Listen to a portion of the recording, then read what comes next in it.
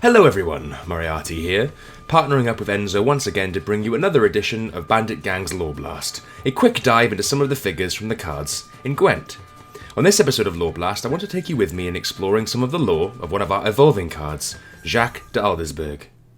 Jacques De Aldersberg was the last Grandmaster of the Order of the White Rose, responsible for great, sweeping changes to the organisation. He changed the organisation into the Order of the Flaming Rose, the Church of the Eternal Fire's militant arm, and he possessed source powers. He was able to, innately, tap into a great stream of magical energy at the expense of his own health and sanity. Powers he may have perhaps learned how to control, had he had any formal training in their use. There are theories, and a rabbit hole of stories as to his childhood, which I'll call back to later, but for the man named Jack, we know little of his childhood save what we can see from his card. His flavoured text reads, "As a child, he loved two things, playing with his toy soldiers, and a game called Kill the Elf," which is further mentioned in one of Jack Miraculous Child's voice lines. Should we play Kill the Elf? Which foreshadows the disdain for non-humans he carried over into his adult life. In 1268, after the death of Grandmaster Rudolf Valaris, Jacques took over the mantle of Grandmaster of the Order of the White Rose. He militarized them and rebranded them into the Order of the Flaming Rose. It adopted the tenets of the Church of the Eternal Fire, forming the framework of the rules in which it operated under his leadership. In The Witcher 1, there is a book, The Flower and the Flame by Knight Eric Vogel, where he writes, "It was at the time when the Order of the White Rose was falling into decay and declining in power. Masters and knights were equally corrupt, lacking in faith. They preferred a warm bed to fighting, street girls to prayer. Rudolf Valaris ceded the title of Grandmaster to Jacques De Aldersberg, a man of great piety and righteousness. It is said that during the conclave, a white rose in his hand burst into flames, and pious fear seized those present. Jacques had a clear vision of necessary reforms and did not hesitate to put them into effect. He changed the name of the order, which is now known as the Order of the Flaming Rose. Above all, he set the knights a new goal, to serve and protect humans from creatures of darkness and monsters, a category he expanded to include those known as the Scoia'tael.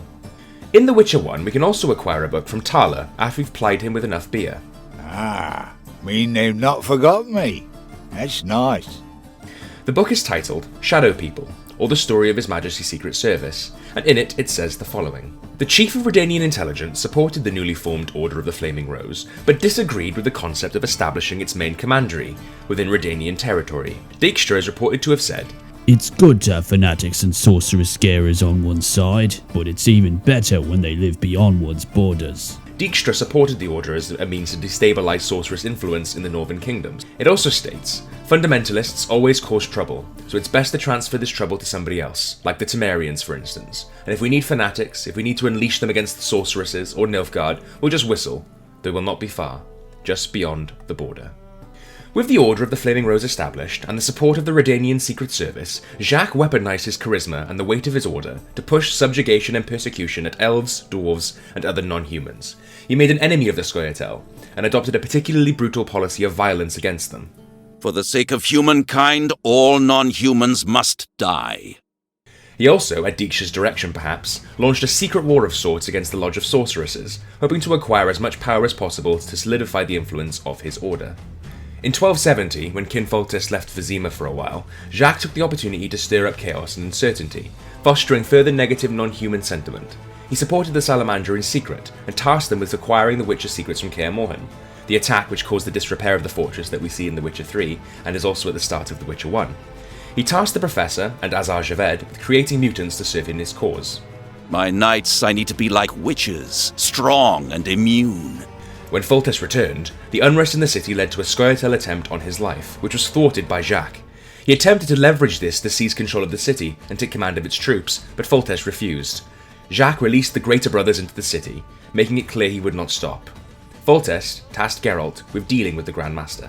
Geralt and Jacques dueled on the Ice Plains, a location from Jacques' visions, where the Witcher cut down the Grandmaster and, depending on your choices, either killed him himself or allowed the King of the Wild Hunt to take Jacques' soul instead. The time of sword and axe, the age of the Wolven Storm is nigh. I want to circle back now to a note on Jacques' childhood. I mentioned at the beginning of this video that there's an interesting theory as to Jacques' childhood, and it's one that has been largely accepted now thanks to a book we find in The Witcher 3. It has long been speculated that a young boy Geralt rescues, Alvin, was in fact Jacques De Aldersberg. Geralt rescued him from a bar guest and learned that the boy was experiencing terrible visions.